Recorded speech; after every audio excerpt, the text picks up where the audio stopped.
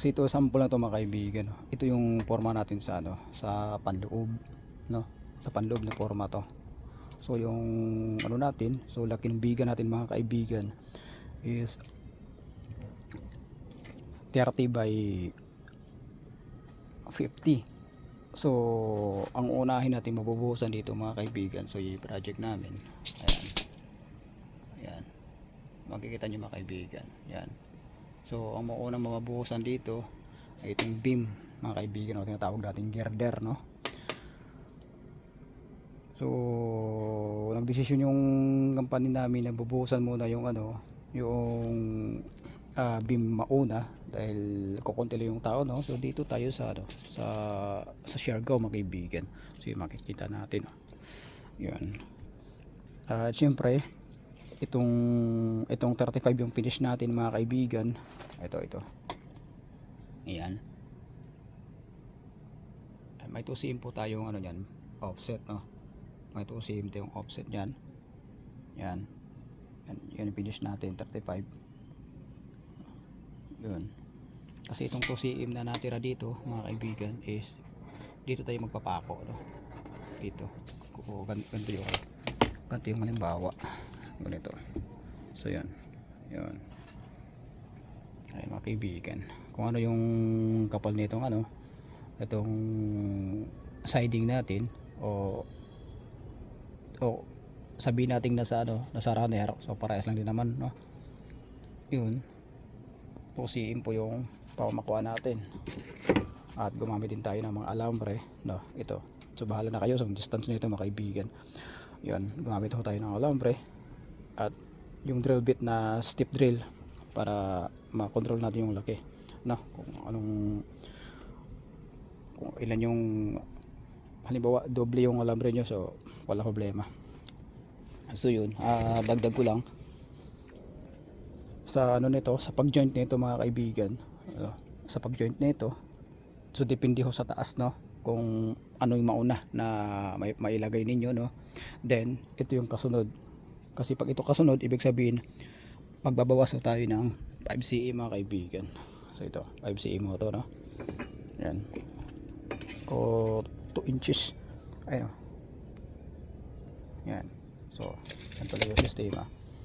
Pag ito yung forma na itutumbok natin, so magbabawas tayo ng kapal na ito. So ganito mga kaibigan, yun, ganito na yung ano dyan, yung halimbawa, no? Pag may naunang naipagkit, tapos ito yung pares na magkabilaan. So yun, dito mga kaibigan, umangat to tayo dito ng 5 cm o 2 inches mga kaibigan, para makapagpako tayo rito mga kaibigan. So yun, sana may natutunan tayo sa kunting tutorial natin sa umagang ito. Sa mga hindi pa nakakapag-subscribe sa YouTube channel na Stone Rocks TV, so please subscribe na. At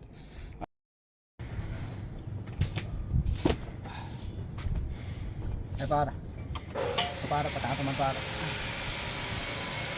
Yo!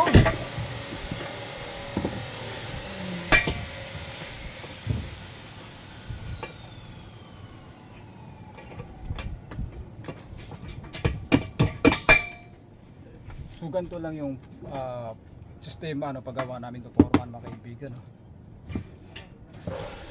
So, sa pamamagitan nitong ano, alambre mga kaibigan, no?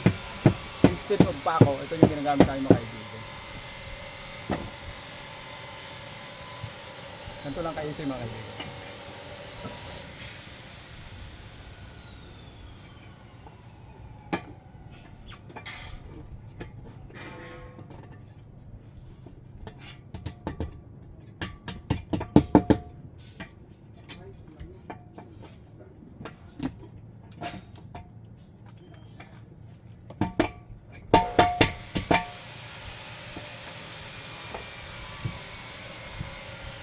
Dahil may mga butas to mga kaibigan, oh.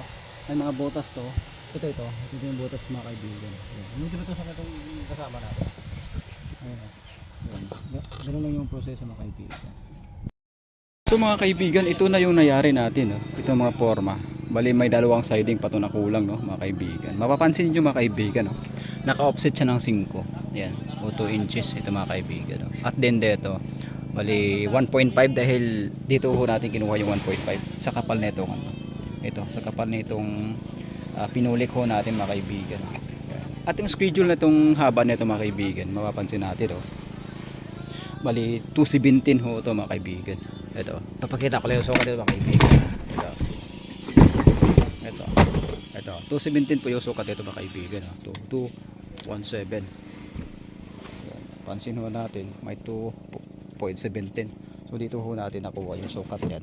Ito kasi ito yung actual na sukat dun sa may forma natin sa taas mga kaibigan. Ito, bali ito yung pinakalikod. Ito yung pinakalikod nyo mga kaibigan. At ito yung schedule nito, itong laki bali 40 cm. Ito 40 cm. Ito yung drop nito dito sa 35 cm. So yun. At itong offset na 1.5 doon din natin nakuha to sa pag joint ng forma sa 35 cm. So yun mga kaibigan. So pakiabangan mga kaibigan sa mga hindi pa nakasubscribe sa YouTube channel Stoneworks TV. So please subscribe mga kaibigan. At dito ho pala kami gagawa sa fabrication na ito. Yun, nasa tapat lang dito naman ng baybayin mga kaibigan. So ito yung project namin. So yun mga kaibigan, God bless ho sa lahat.